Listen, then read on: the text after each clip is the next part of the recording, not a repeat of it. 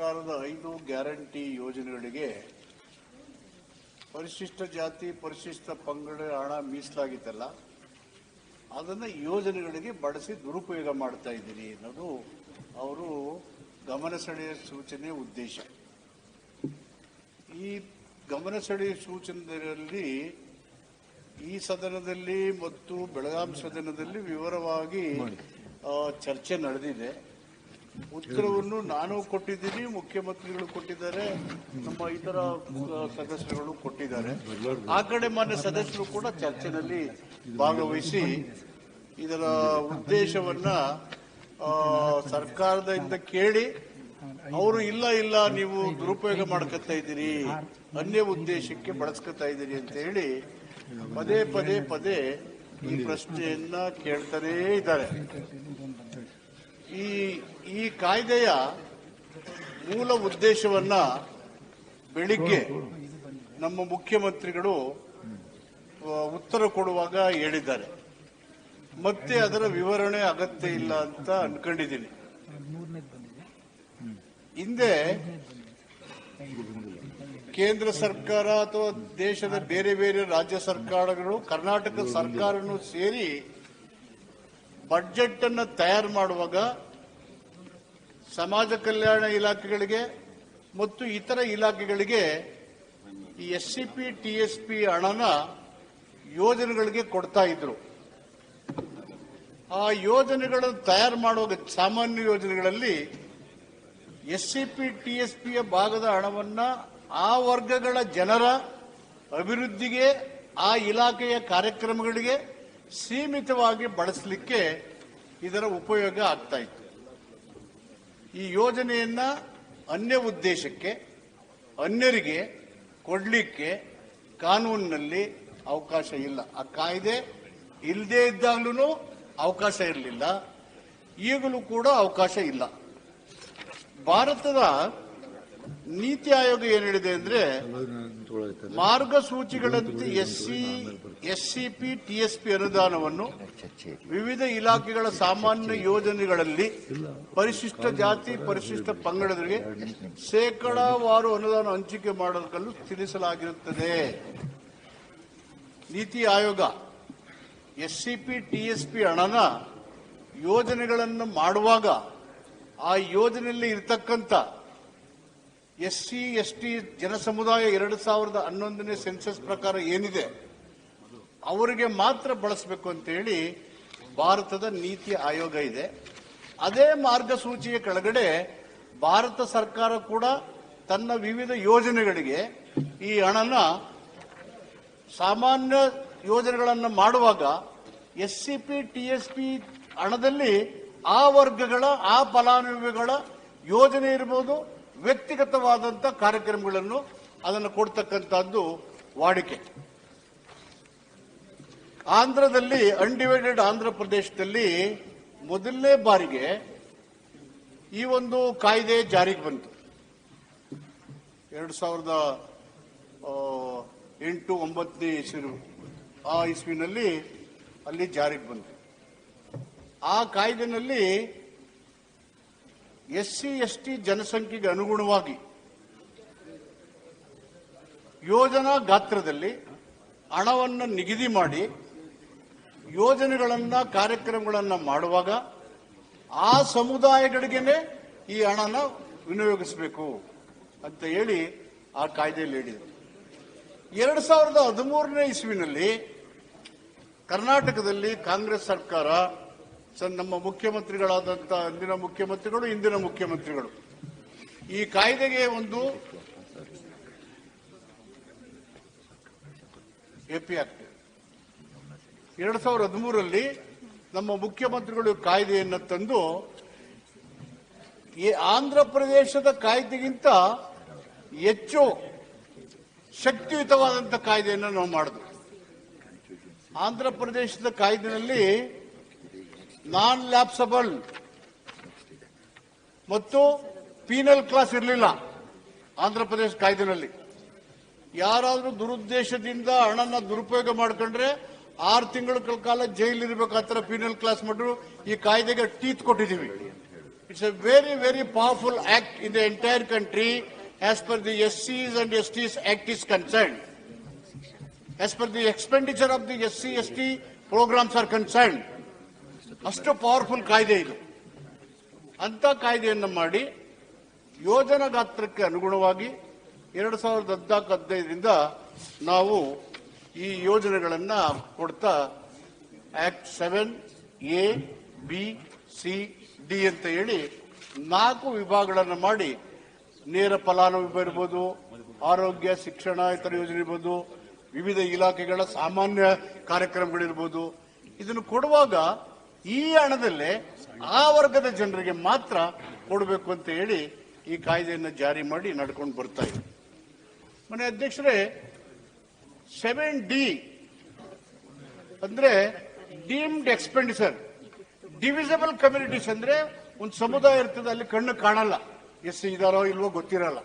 ಆ divisible community ಇದೆ ಅಂತ ಹೇಳಿ ಇದೆಯೋ ಇಲ್ವೋ SCP ಒಂದು ಭಾಗದ ಹಣನ ಅಲ್ಲಿ ಖರ್ಚು ಮಾಡ್ತಾ ಇರ್ತಕ್ಕಂಥ ನಡವಳಿಕೆಗಳು ನಡೆದಿದ್ದಾವೆ. ಅದು ಕಾಂಗ್ರೆಸ್ಸಿನ ಕಾಲದಲ್ಲೂ ಸ್ವಲ್ಪ ಮಟ್ಟಿಗೆ ನಡೆದಿದೆ. ಬಿಜೆಪಿ ಕಾಲದಲ್ಲಿ ಅವರಿದ್ದಾಗಲೂ 8,000ರಿಂದ 10,000 ಕೋಟಿ ಡೀಮ್ಡ್ ಎಕ್ಸ್ಪೆಂಡಿಚರ್ ಮಾಡಿದ್ದಾರೆ.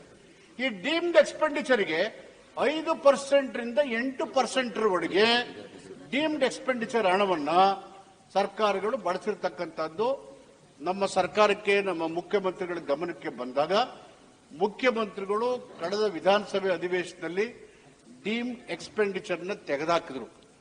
ಸುಮಾರು 8% ಅಷ್ಟು ಹಣ ಡೀಮ್ಡ್ ಎಕ್ಸ್ಪೆಂಡಿಚರ್ಗೆ ಹೋಯ್ತಾ ಇದ್ದದ್ದು ನಮ್ಮ ಯೋಜನೆಗಳಿಗೆ ಉಪಯೋಗ ರೀತಿಯಲ್ಲಿ ಇದನ್ನು ತಿದ್ದುಪಡಿ ಮಾಡಿದ್ವಿ.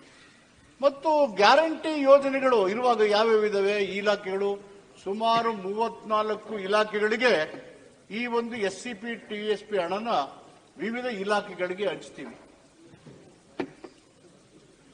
ವಿವಿಧ ಇಲಾಖೆಗಳಿಗೆ ಹಂಚಿ ಆ ಇಲಾಖೆಯ ಕಾರ್ಯಕ್ರಮಗಳಲ್ಲಿ ಅಲ್ಲಿರ್ತಕ್ಕಂಥ ಫಲಾನುಭವಿಗಳು, ಅಲ್ಲಿರುವಂತ SC ST ಜನರಿಗೆ ಈ ಹಣನ ಕೊಡ್ತೀವಿ. ಬೇರೆಯವರಿಗೆ ಕೊಡ್ಲಿಕ್ಕೆ ಇದರಲ್ಲಿ ಅವಕಾಶ ಇಲ್ಲ. ಕರ್ನಾಟಕದಲ್ಲಿ ಹೊಸದಾಗಿ 2024 ಸರ್ಕಾರ ಬಂದ ಮೇಲೆ 5 ಗ್ಯಾರಂಟಿಗಳನ್ನು ಘೋಷಣೆ ಮಾಡಿದ್ರು. ಆ ಗ್ಯಾರಂಟಿಗಳು ತಮಗೆಲ್ಲ ಗೊತ್ತೇ ಇದೆ.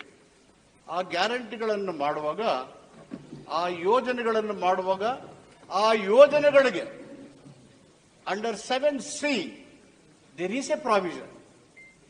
7A there is a provision, 7B is a provision, 7C is their provision.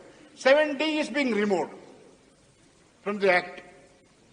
ಈ ಸೀನನ್ನು ಬಳಸಿಕೊಂಡು ಆ ಯೋಜನೆಯಲ್ಲಿರ್ತಕ್ಕಂಥ SC STಯ ಫಲಾನುಭವಿಗಳಿದ್ದಾರಲ್ಲ ಅವ್ರಿಗೆ ಈ ಹಣನ ಕೊಡಲಿಕ್ಕೆ ಪ್ರಾರಂಭ ಮಾಡಿದ್ದೇವೆ. ಇದನ್ನ ನಮ್ಮ ಅನೇಕ ವಿರೋಧ ಪಕ್ಷದ ನಾಯಕರು, ಕೆಲವು ಸಂಘಟನೆ ಸ್ನೇಹಿತರು ಈ ಹಣ ಯೋಜನೆಗಳಿಗೆ ಹೋಗ್ತಾ ಇದೆ ಅಂತ ಹೇಳಿ ಪರಿಭಾವಿಸಿದ್ದಾರೆ. ಹೇಳ್ತೀನಿ, ಪರಿಭಾವಿಸಿದ್ದಾರೆ. ಈ ಹಣ ಯಾವುದೇ ಕಾರಣಕ್ಕೆ ಸಾಮಾನ್ಯ ಯೋಜನೆ ಇರತಕ್ಕಂಥ ಸಾಮಾನ್ಯ ಜನರ ಬಳಕೆಗೆ ಬಳಸಕ್ಕೆ ಸಾಧ್ಯನೇ ಇಲ್ಲ. ಆ ಸೀನಲ್ಲಿ ಈ ಮನೆ ಮತ್ತು ಆ ಮನೆಯಲ್ಲಿ SCP TSP ಆಕ್ಟ್ನ ಮಾನ್ಯ ಸದಸ್ಯರು ಅಂಗೀಕಾರ ಮಾಡಿಕೊಟ್ಟಿದ್ದಾರೆ. The provision is being read very well by honourable members of this august house as well the lower house. ಆಕ್ಟ್ನ ಪ್ರಾವಿಷನ್ ಇದ್ದಾವಲ್ಲ ಅದನ್ನೆಲ್ಲ ಇವರೆಲ್ಲ ಅಧ್ಯಯನ ಮಾಡಿದ್ದಾರೆ, ಒಪ್ಪಿದ್ದಾರೆ. ಯೋಜನೆಗಳನ್ನು ಮಾಡುವಾಗ ಎಗೆ ಬಳಸಬಹುದು, ಬಿಗೆ ಬಳಸಬಹುದು, ಸಿಗೆ ಬಳಸಬಹುದು, ಈವನ್ 7Dಗೆ ಬಳಸಬಹುದು ಅಂತ ಹೇಳಿ ಒಪ್ಪಿಗೆ ಮಾಡಿಕೊಟ್ರು. ಡಿನಲ್ಲಿ ಡಿವಿಷಬಲ್ ಅಂತ ಹೇಳಿ ಖರ್ಚು ಮಾಡೋದದ್ದು ಅದು ಸರಿಯಾಗಿ ಬಳಕೆ ಆಗ್ತಿಲ್ಲ ಅಂತ ಹೇಳಿ ಈ ಕಡೆ ಆ ಕಡೆ ಸದಸ್ಯರು ಹೇಳಿದ್ಮೇಲೆ ನಮ್ಮ ಮುಖ್ಯಮಂತ್ರಿಗೆಲ್ಲ ಒಂದು ಮೀಟಿಂಗ್ ಮಾಡಿ ದಲಿತ ಸಂಘಟನೆ ಚರ್ಚೆ ಮಾಡಿ ಡಿನ ತೆಗೆದುಹಾಕಿದ್ದಾರೆ. ಕಳೆದ ಸಾರಿ 5ರಿಂದ 6,000 ಕೋಟಿ ಕಾಂಗ್ರೆಸ್ ಇದ್ದಾಗೂ ಡಿ ಯೂಸ್ ಆಗಿದೆ. ಬಿಜೆಪಿ ಇದ್ದಾಗೂ 8,000ಕ್ಕಿಂತ ಹೆಚ್ಚು ಕೋಟಿ ಅರ್ಬನ್ ಡೆವಲಪ್ಮೆಂಟ್, ಇರಿಗೇಷನ್, ಅದನ್ನ PWD ಈ ತರ ಪ್ರಮುಖವಾದಂತ ಖಾತೆಗೆ 8,000ರಿಂದ 10,000 ಕೋಟಿ D7D ನಲ್ಲಿ ಅವರು ಸ್ಪೆಂಡ್ ಮಾಡಿದ್ದಾರೆ. ಸೊ ಹೀಗಾಗಿ ಅದನ್ನ ರದ್ದು ಮಾಡಿದೀವಿ. ಈ ನಲ್ಲಿ ಏನು ಬಳಸ್ತಾ ಇದ್ದೀವಿ, ಸುಮಾರು 14,000 ಕೋಟಿ, 9,000 ಕೋಟಿ ಚಿಲ್ಲರೆ SCP, 4,000 ಕೋಟಿ ಚಿಲ್ಲರೆ TSP, ಒಟ್ಟು 14,000 ಕೋಟಿನ ಇಲ್ಲಿ ಇರ್ತಕ್ಕಂಥ 1,10,00,000 SC ST ಜನರ ಫಲಾನುಭವಿಗಳಿಗೆ ತಲುಪಿಸ್ತಾ ಇದ್ದೀವಿ ದಿಸ್ ಮನಿ.